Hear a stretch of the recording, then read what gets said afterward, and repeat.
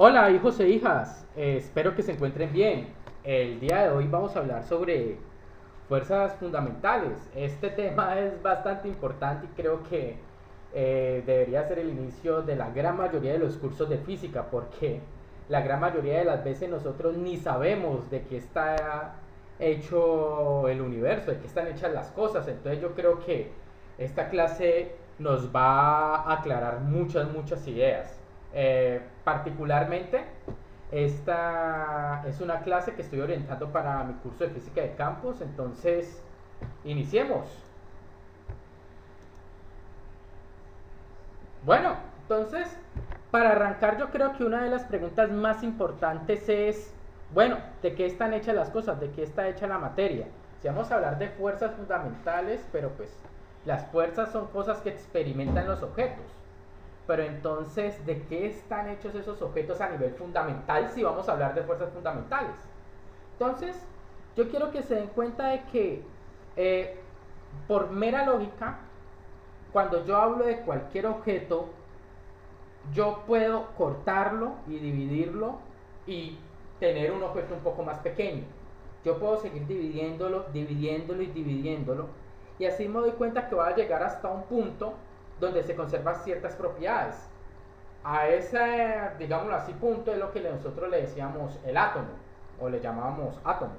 Es decir, hay unas ciertas propiedades que obedecen a ese material y la unidad fundamental es el átomo, digámoslo así, entre comillas. Pero es que lo que pasa es que cuando hablamos del átomo tenemos esa imagen del colegio donde tenemos un núcleo donde hay protones, neutrones y alrededor de ese núcleo giran unos electrones. Esa es una concepción que ya sabemos que no es cierta. ¿Por qué? Precisamente a principios del siglo XX nos dimos cuenta de que las cosas, cuando están a un nivel muy pequeño, no podemos decir en qué posición está exactamente. Lo único que podemos decir es que existe una probabilidad. Entonces, ahí es donde la mecánica cuántica cobra relevancia y nos damos cuenta de que esos electrones precisamente no es que giren como el planeta gira alrededor del Sol, que esa es una idea como muy clásica, no. Lo único que podemos decir es que ese electrón gira, entre comillas, gira. Pero hay una nube de densidad de probabilidad que me dice que puede estar en una cierta región del espacio. Esta es una imagen muy famosa donde nos muestra de manera experimental precisamente esa nube de densidad de probabilidad y ese manchón rojo y amarillo que en el centro es precisamente el núcleo atómico. Pero, ¿qué es lo que pasa? Ya teniendo claro de que los electrones no giran así alrededor del núcleo como si fuera un planeta alrededor del Sol, yo sé que podemos dividir eso aún más. ¿Qué ocurre? Yo sé que los átomos pueden perder electrones. Sabemos que hay ciertos procesos donde podemos quitar, bueno, procesos bastante energéticos, donde podemos arrancar protones o neutrones de un núcleo. Pero ¿qué ocurre? Realmente, y esa es una idea que lastimosamente en algunos textos y en algunos libros todavía encontramos, los protones no son partículas fundamentales. Yo puedo dividir el protón en otras cosas. El neutrón también yo lo puedo dividir en otras cosas. El electrón no. El electrón es una partícula fundamental. El electrón yo no lo puedo dividir en otras cosas. Pero entonces aquí tenemos que comenzar a pensar, uy, caramba, si el protón se puede dividir en otras cosas, ¿qué son? Entonces precisamente entran ahí unas nuevas partículas que tal vez ustedes no conocían aún, que son los quarks. Los quarks son las partículas de las cuales están compuestas los protones y los neutrones. Particularmente, los protones están hechos de quarks up y quarks down. Entonces, ¿qué propiedades tienen esos quarks? Particularmente, los quarks son partículas que no se encuentran solas. Ellas están o en pares, siempre encuentras pares de quarks o los encuentras en grupitos de 3. Entonces, particularmente un protón está hecho de 2 quarks up y un quarks down. El neutrón está hecho de 2 quarks down y un quark up. Entonces, ¿qué es lo que ocurre? Ya sabemos que los protones y los neutrones se pueden dividir en otras cosas. Sabemos, ¿cierto?, que existe el electrón, que ya les había dicho que es una partícula fundamental, pero es que lo interesante es que los científicos y los físicos, más concretamente, se dieron cuenta de que existen otras partículas. ¿Ves? Particularmente, existe, además del electrón, una partícula que se llama neutrino electrónico. Esa partícula, ¿qué propiedades tiene? Lo más importante es que no tiene carga. Fuera de eso, tiene también masa, pero una masa pequeña, técnicamente hablando. Ahora, ¿qué es lo que ocurre? Podríamos decir de que hasta ahora hemos hablado de esas 4 partículas: el electrón, el quark up, el quark down y el neutrino electrónico. Pero ustedes dirán, profe, ¿y qué es lo que hay al lado? ¿Qué son esas otras cosas que hay ahí? Pues resulta, hijas e hijos, que todavía hace falta más. Los físicos han encontrado muchas más partículas. Precisamente, hablando del electrón, que es como la estrella de lo que nosotros podemos manejar, de lo que podemos controlar, de la electricidad. Yo creo que ya a este nivel tenemos un cierto entendimiento sobre eso. Tenemos unas partículas que se llaman muones. Los muones tienen la misma carga eléctrica que el electrón. La diferencia es que tienen una mayor masa. Además del muón, aquí tenemos el muón, tenemos otra partícula que tiene la misma carga del electrón, pero tiene una masa un poco mayor, que es la partícula tau. Entonces nos damos cuenta de que existen partículas con carga eléctrica parecida, igual a la del electrón, pero con masas diferentes. Entonces, además del muón y el tau, cada una de ellas tiene un neutrino. Es decir, una partícula parecida, pero con carga cero. Entonces tenemos el muón electrónico y el neutrino del muón, disculpe, y el neutrino de la partícula tau. Ahora, fuera de eso, existen otros quarks. Existe el quarks Charm y el quark Strange, parecido al personaje de Marvel. Entonces, ¿qué es lo que ocurre? Estos quark Charm y Strange tienen la misma carga eléctrica que el quark up y que el quark down. La diferencia es que tienen un poco más de masa.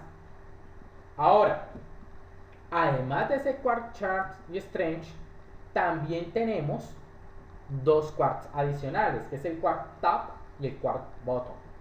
¿Qué es lo que ocurre? Esos quarks también tienen la misma carga eléctrica de los otros dos, pero tienen masas mayores. Aquí lo podemos ver. Para que ustedes entiendan un poco esta tablita, cuando hablamos de física de partículas, la masa no se escribe en términos de kilogramos o gramos como estamos acostumbrados, sino en una unidad diferente que se llama los megaelectronvoltios sobre C cuadrado. Esa es una forma también de escribir la masa. Entonces, ¿qué ocurre? Lo que es el quark up, down, el electrón y el neutrino electrónico forman la primera familia o generación. ¿Qué es lo que ocurre? La materia que ustedes tocan, sienten y de lo que están hechos es precisamente de la primera generación. Es decir, que ustedes están hechos de electrones, quarks down, quarks up. Bueno, técnicamente hablando, los neutrinos electrónicos los encontramos hasta en procesos nucleares, pero cuando hablamos del átomo en sí mismo, hablamos es precisamente de electrones, quarks up y quarks down. La familia 2 y la familia 3, o la segunda y tercera generación, no forman átomos estables. No los vemos en la naturaleza. Particularmente los muones los podemos observar solamente en explosiones galácticas o de estrellas y semejante a las partículas tau.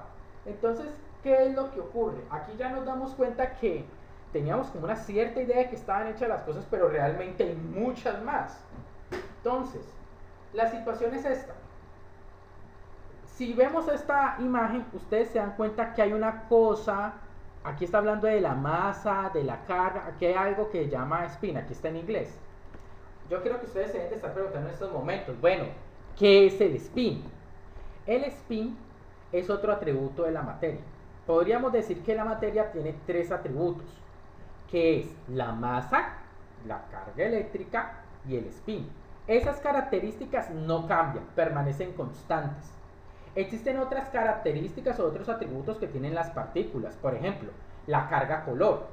Eso tiene que ver con una de las interacciones que vamos a hablar más adelante, pero es que lo que pasa es que decir los quarks, que son los que interactúan, que tienen esa interacción, más adelante hablaré con mayor detalle, pues decir esa carga color puede cambiar. Entonces podríamos decir atributos que no cambian en una partícula fundamental: su masa, su carga y el spin. ¿Qué ocurre? Ahora vamos a hablar de las fuerzas fundamentales. ¿Qué es lo que ocurre? Ciertamente, las partículas interactúan de alguna manera, es decir, el hecho de que una esté en presencia de la otra genera ciertos cambios en su movimiento. Entonces, eso lo podemos traducir en términos de fuerzas, como ya lo habíamos hablado. Entonces, ¿qué es lo que ocurre? Existen diferentes tipos de interacciones. Particularmente, hasta ahora, y yo quiero que eso quede supremamente claro, hasta ahora solamente hemos encontrado 4 fuerzas fundamentales. Ay, profe, pero es que yo conozco muchas: la fuerza elástica, la fuerza de rozamiento. Pues fíjense, chicos, que esas fuerzas que de pronto ustedes vieron en su curso de física mecánica o física 1 en la universidad donde ustedes estén, ese tipo de fuerzas son derivativas. ¿Qué es lo que estoy tratando de decir? Que realmente ellas son, en el fondo, alguna de estas 4 fuerzas. Cuando hablamos de las fuerzas, por ejemplo, la fuerza de rozamiento o la fuerza elástica, estamos hablando de fuerzas electromagnéticas, al fin y al cabo, interacción entre las moléculas entre dos materiales o átomos de dos materiales. Entonces, ¿qué es lo que ocurre? Cuando hablamos de que un objeto cae, eso es fuerza gravitacional. Ya eso lo conocemos muy probablemente desde el colegio. Pero entonces, ¿qué ocurre? Solamente hemos encontrado 4. ¿Existen más? Pues no las hemos detectado. Con los instrumentos de medida actuales podemos reconocer 4 fuerzas fundamentales. ¿Cuáles son? Ahora, yo creo que ustedes ya han escuchado como mínimo de 2 de ellas: la fuerza gravitacional y la fuerza electromagnética. La fuerza gravitacional es la primera de las fuerzas fundamentales que ustedes estudian. ¿Por qué? Porque ella aparece precisamente en la interacción de cuerpos que tienen masa. Cuerpos que tienen masa experimentan fuerza gravitacional. Aunque esa frase que acabo de decir tiene un pero. Pero yo creo que eso es lo que ustedes les dijeron en el colegio. Gravitacional, cuerpos que tienen masa. Pero vamos a hablar con más detalle de eso al final, les va a parecer súper interesante. Ahora, la fuerza electromagnética es la que genera el movimiento de cargas. Y precisamente es gracias a esta fuerza o esta interacción fundamental que nosotros podemos utilizar o aprovechar los electrones y tener un flujo de carga. Y de ahí obtener energía, que todos la conocemos, que es la energía eléctrica. Ahora, lo que tal vez puede ser una novedad para ustedes, no sé si ya lo habían escuchado antes, es el hecho de que existen otras 2 fuerzas fundamentales. Pero estas fuerzas tienen una gran diferencia con respecto a las 2 que he citado anteriormente. Y es el hecho de que estas fuerzas tienen corto alcance. ¿Qué quiere decir eso? De que esas fuerzas solamente se pueden observar cuando observamos átomos, cuando observamos interacciones entre electrones y protones. Yo no puedo observar fuerza nuclear fuerte cuando observo la interacción entre, por ejemplo, objetos macroscópicos. No puedo observarla, ni tampoco la fuerza nuclear débil. Entonces, ¿qué es lo que ocurre? Estas dos fuerzas no son tan conocidas o no son tan divulgadas, digámoslo así. Muy probablemente ustedes en el colegio no lo escucharon. Pero ¿qué ocurre? Estas cuatro fuerzas son de las que derivan el resto de interacciones, digámoslo así, que podemos observar. Como ya hemos hablado de la fuerza de rozamiento, de la fuerza elástica. Ahora, ¿qué es lo que ocurre?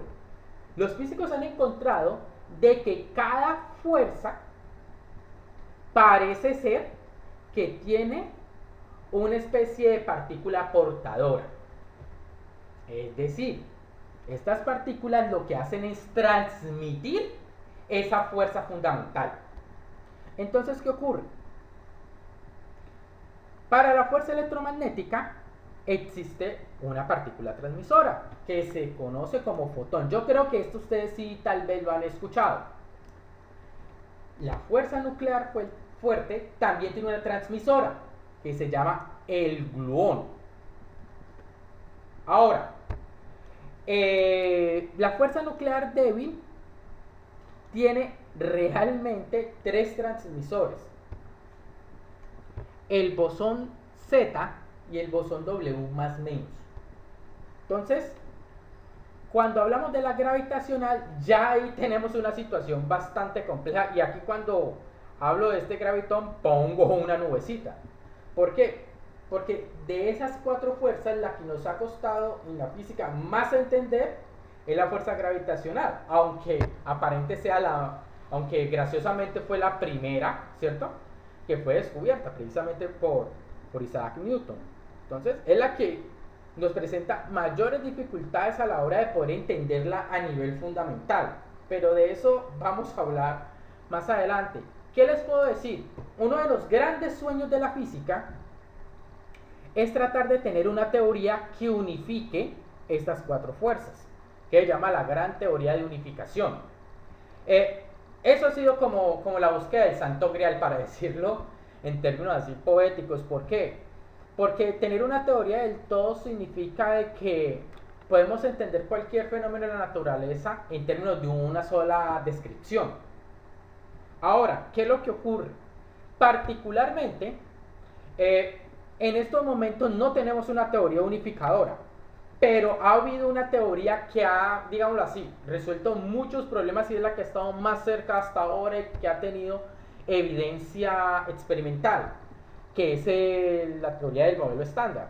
Entonces, precisamente gracias a ese modelo estándar pudimos predecir la existencia de algunas de estas partículas. Uno de los hallazgos más interesantes fue precisamente el descubrimiento del bosón de Higgs.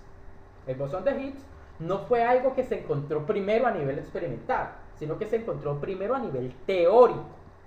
Es decir, Higgs y sus colaboradores por allá en la década de los 60 dicen: miren, para que el modelo estándar funcione, debe haber un bosón, ¿cierto?, que dé razón de la masa de las partículas fundamentales. Entonces ahí se llega al bosón de Higgs.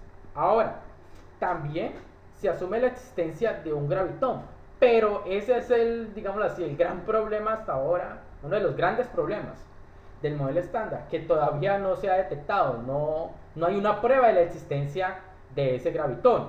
Pero entonces, ¿qué es lo que vamos a hacer a continuación? Vamos a hablar con un poco más de detalle de cada una de estas fuerzas fundamentales. Primero hablamos de la fuerza electromagnética. Miren, esa es la fuerza que tal vez, una de las fuerzas que ustedes más conocen. Entonces, voy aquí a citar una de esas frasecitas que se nos queda para toda la vida. Cargas de igual signo se repelen. Cargas de signo contrario se atraen. Otra frasecita muy de cajón: polos opuestos se atraen.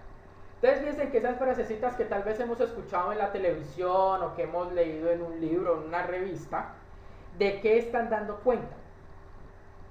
Las partículas y la materia puede estar cargada eléctricamente. Los portadores de carga eléctrica, ¿cierto?, son los electrones y los quarks. Ya sabemos que los protones están hechos precisamente de estos quarks. Los electrones tienen una carga, ¿cierto? Y los protones tienen otra. ¿Qué es lo que ocurre? Ellas en magnitud son iguales, pero tienen signo contrario. Ahora, ¿cuál de las dos es negativa o positiva? Desde un punto de vista matemático es irrelevante, pero históricamente al electrón le asociamos la carga negativa y al protón le asociamos la carga positiva. Entonces, ¿qué ocurre?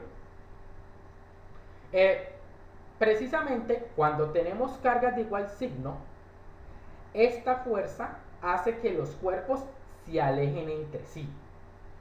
Cuando tenemos cargas de signo opuesto, eso hace que estas cargas se atraigan, se traten de acercar la una a la otra. Entonces, ¿qué es lo que ocurre? Esta es la fuerza que media en todas las transformaciones físico-químicas entre átomos y moléculas. Cuando hablamos de interacciones entre moléculas, hablamos de interacción electromagnética. Cuando hablamos de una reacción química, es una interacción al fin y al cabo electromagnética. Como ya había dicho en la diapositiva anterior, el transmisor de la fuerza electromagnética es el fotón. El fotón es una partícula muy especial. ¿Por qué? Porque no tiene carga,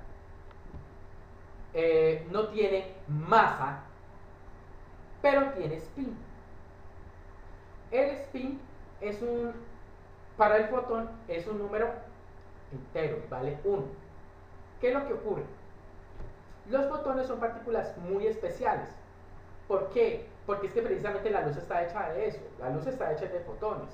La luz no es más que una manifestación de esa interacción electromagnética.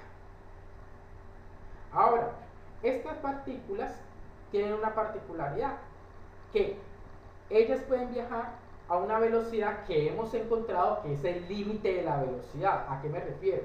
Nada puede viajar más rápido que un fotón. Nada puede viajar más rápido que la luz. Y precisamente esa rapidez es la que ustedes conocen muy comúnmente como c, que es aproximadamente 300.000 kilómetros por segundo.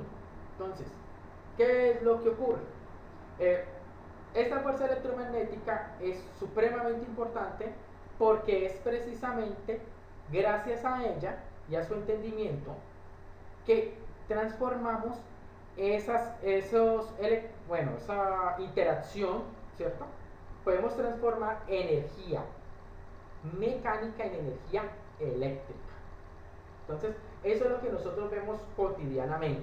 Digámoslo así, cuando ustedes prenden un bombillo, cuando prendieron el computador o el celular para ver este video, ahí no hay más que una transformación de energía mecánica que viene de las hidroeléctricas, muy probablemente, de ahí viene la energía que gozas en tu hogar, una transformación de energía mecánica en energía eléctrica. Entonces, particularmente cuando hablamos de la fuerza electromagnética, hay dos, ¿cierto?, fuerzas que probablemente hemos escuchado, que es la fuerza eléctrica y la fuerza magnética, pero ellas dos en el fondo son una misma cosa, que es la fuerza electromagnética. Ya para entender esa, digámoslo así, esa equivalencia entre fuerza eléctrica y fuerza magnética, ya tenemos que andar un poco con la relatividad especial y general.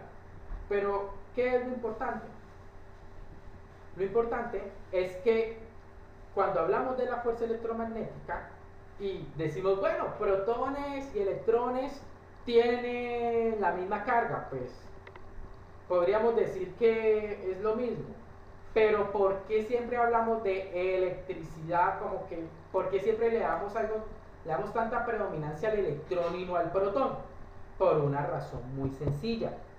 Porque el electrón tiene una masa muy pequeña comparada con la del protón. La masa del electrón es aproximadamente 1000 veces más pequeña que la del protón. Y recuerden que ese electrón está en una nube de probabilidad alrededor del núcleo. Yo creo que ustedes ya han escuchado de que en un átomo usted puede arrancar electrones. Entonces, ¿qué es lo que pasa? Como son más ligeros y como pueden escapar del átomo, esos electrones se convierten en portadores de carga.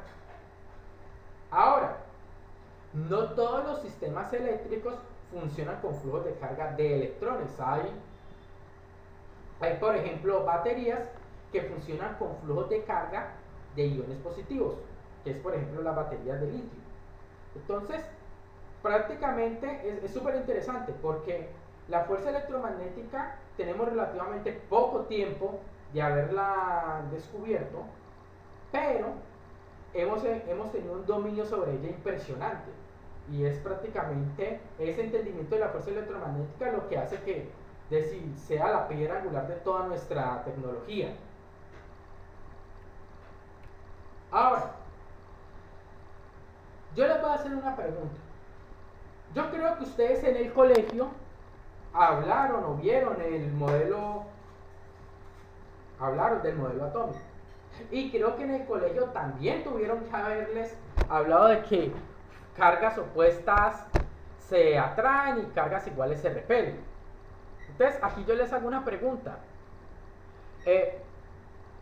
Si cargas de igual signo se repelen, ¿cómo hacen los protones pasar ahí metidos en el núcleo? Yo creo que esa es una pregunta que a más de uno se nos escapó en el colegio.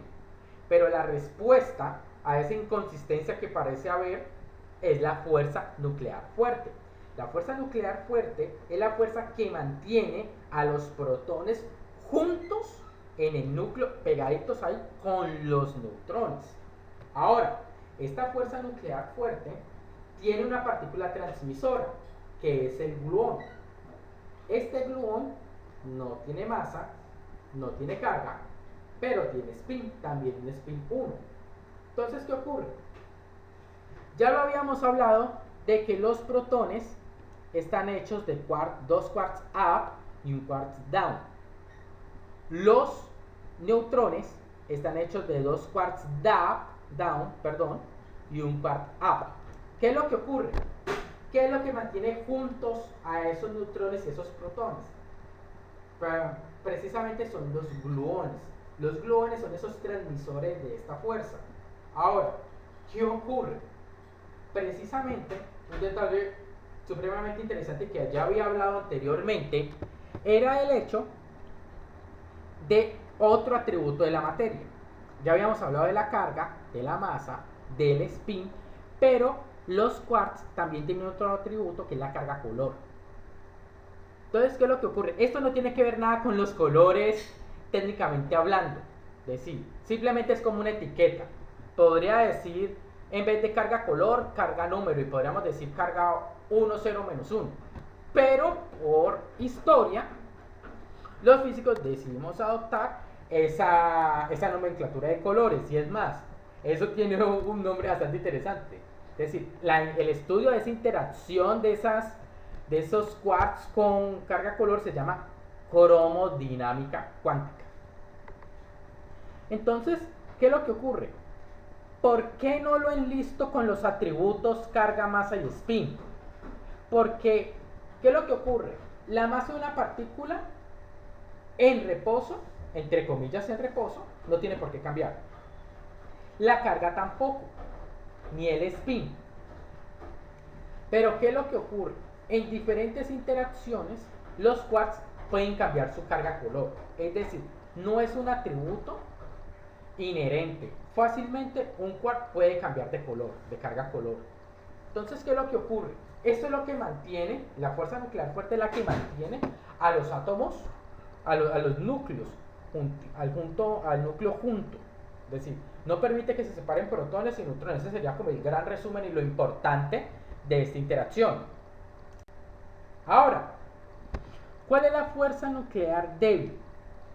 Miren, de la misma manera que les hice esa pregunta, ¿por qué los protones se mantienen juntos en el núcleo?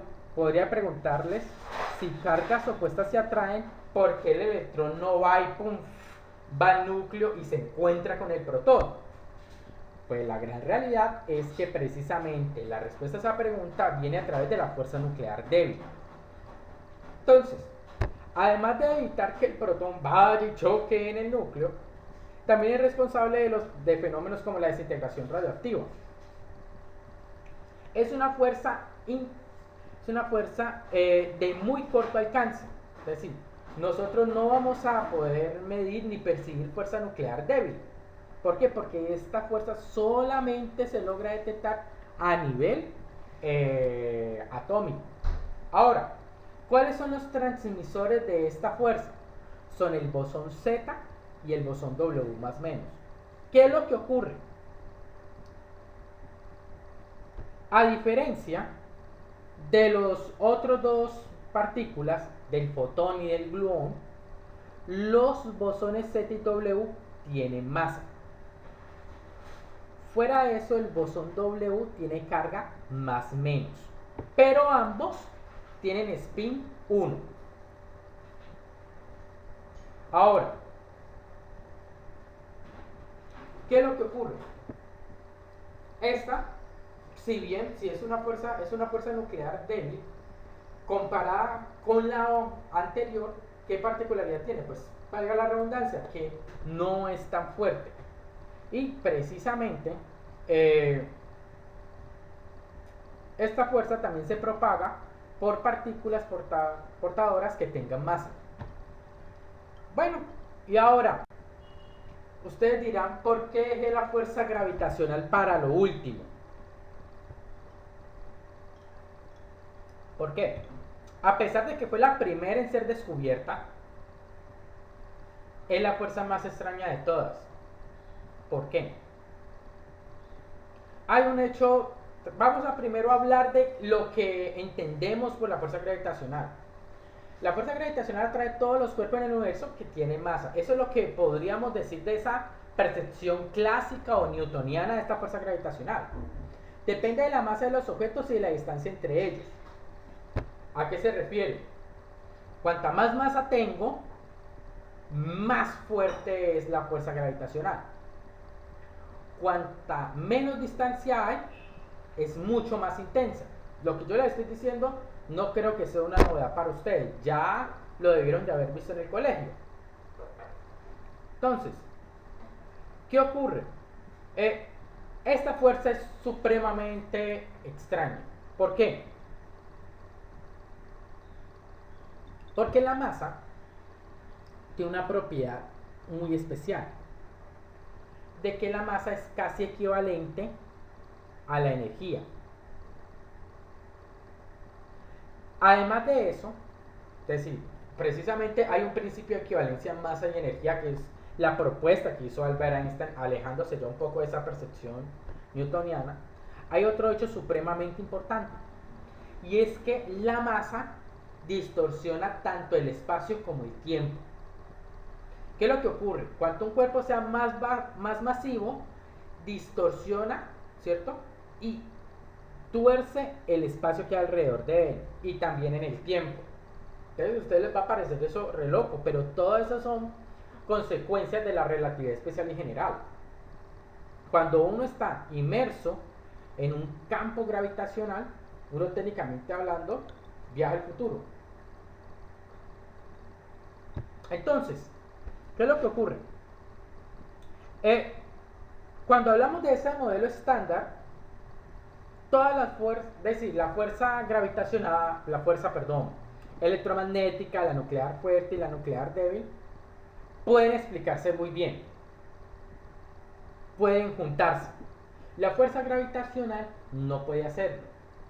Es decir, una manera demasiado simplista de decir el porqué es el hecho de esa equivalencia masa-energía. La masa de una partícula, ¿cierto?, se puede transformar en energía y viceversa. Fue un gran misterio por mucho tiempo entender cómo los cuerpos ganan masa. Hace muy poco tiempo, precisamente pudimos dar respuesta a esa pregunta, y es gracias al campo de Higgs, que precisamente establece el hecho de que hay partículas que interactúan con este campo, y cuanto más interactúan con él, más masa ganan. Mientras más débil sea, menos masa gana. Ahora, ¿qué ocurre? Hay otro detalle que es supremamente interesante, que cuando hablamos de la fuerza gravitacional, ella interactúa con objetos que tengan, ¿cierto?, masa o energía. Entonces, ¿esto qué significa?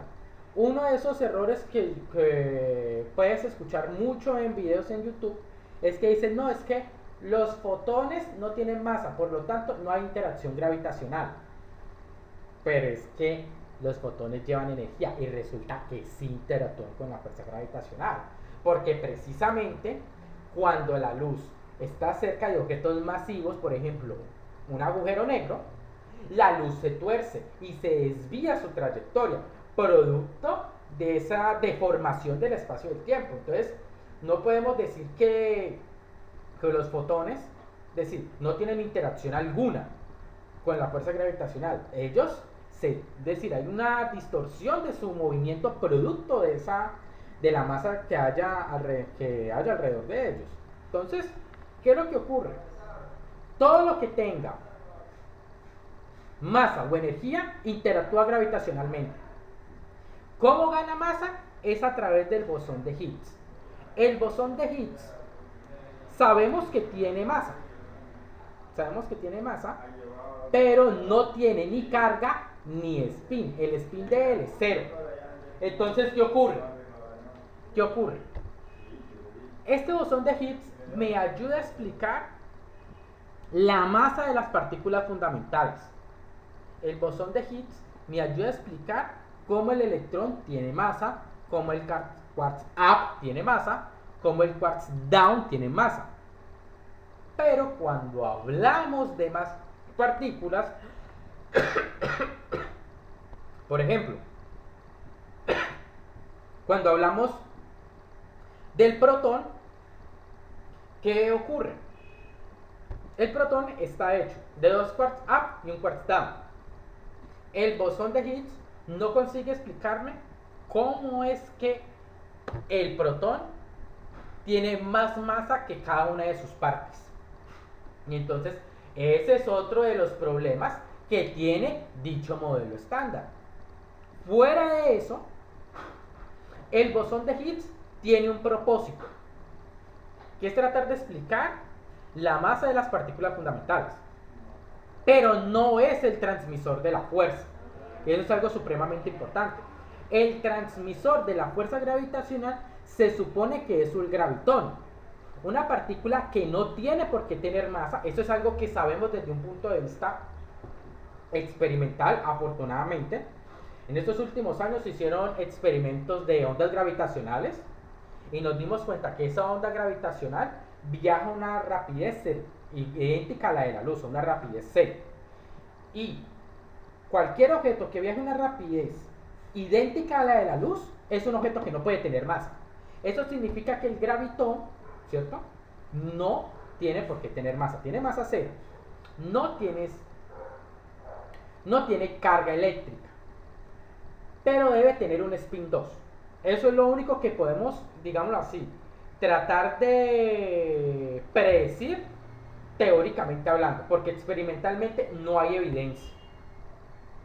Nadie puede decirle, no, es que se detectó el gravitón. No, hasta ahora el único experimento o el único lugar donde se podría detectar este gravitón es en el Gran Colisionador de Hadrones, el LHC, y hasta la fecha no se ha podido detectar. Entonces, la fuerza gravitacional todavía sigue siendo un misterio, a pesar de que es la primera que se descubrió. Y hay muchas cosas más que todavía no logramos entender. Una primera forma de tratar de, digámoslo así, entender todo esto fue precisamente en la mecánica cuántica cuando se utilizó la ecuación de Dirac, que es una ecuación que se ha vuelto ya muy famosa en estos últimos años. Dice que es la ecuación más bonita de la física. Pues yo puedo discrepar de eso. ¿Cuál es el hecho? De que cuando utilizamos la ecuación de Dirac podemos juntar en una misma ecuación dos grandes teorías, que es la mecánica cuántica con la mecánica relativista. Ese fue un gran esfuerzo, hay mucha evidencia de que funciona, pero todavía tenemos ese problema de poder juntar todas las fuerzas juntas, todas las fuerzas.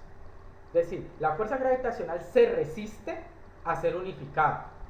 y todavía hay mucha tela que cortar y hay muchas teorías alternativas. Una de ellas que fue muy sonada fue la teoría de cuerdas, pero que aún no cuenta con evidencia experimental. Entonces, por ahora el modelo estándar es el modelo que más nos ayuda a entender estas interacciones fundamentales. Entonces, chicos, por ahora les agradezco muchísimo que me hayan escuchado. Suscríbete a mi canal, aquí están las referencias y nos veremos muy pronto.